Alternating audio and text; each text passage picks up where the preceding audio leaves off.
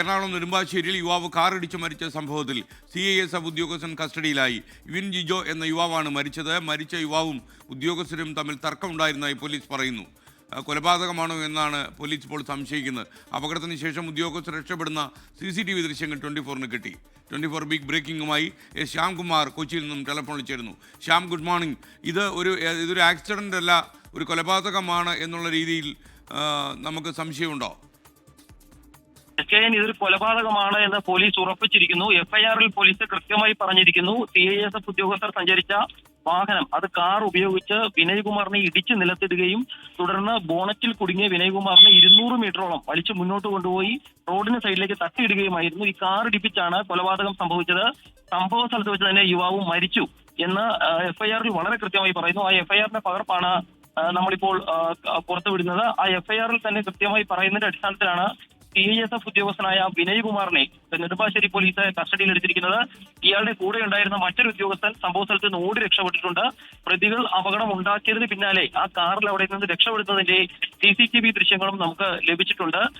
ഇവിൻ എന്ന് പറയുന്ന നെടുമ്പാശ്ശേരി വിമാനത്താവളത്തിലെ കാറ്ററിംഗ് സർവീസ് നടത്തുന്ന ഒരു ജീവനക്കാരനാണ് ഇവിൻ.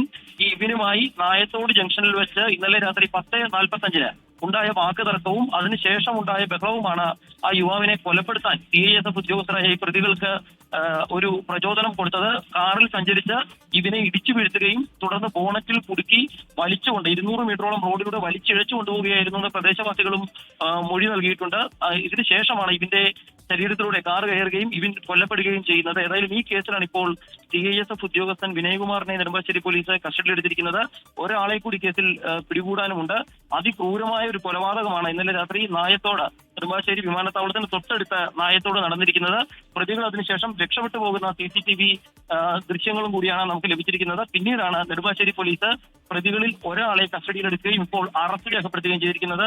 CISF ഉദ്യോഗസ്ഥനായ വിനയ്കുമാർ എന്നാണ് അയാളുടെ പേര്. ഇയാൾ എവിടുത്തുകാരനാണ് എന്നുള്ളത് ഉൾപ്പെടെയുള്ള വിവരങ്ങൾ പോലീസ് പുറത്തുവിട്ടിട്ടില്ല.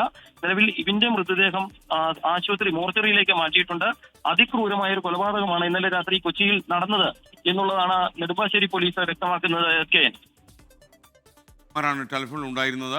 എന്തായാലും ഒരു ആക്സിഡന്റ് ആണെന്ന് തോന്നിപ്പിച്ച കാര്യം കൊലപാതകമാണെന്ന് പോലീസ് കണ്ടെത്തിയെന്നാണ് നമുക്ക് ലഭിക്കുന്ന വിവരം.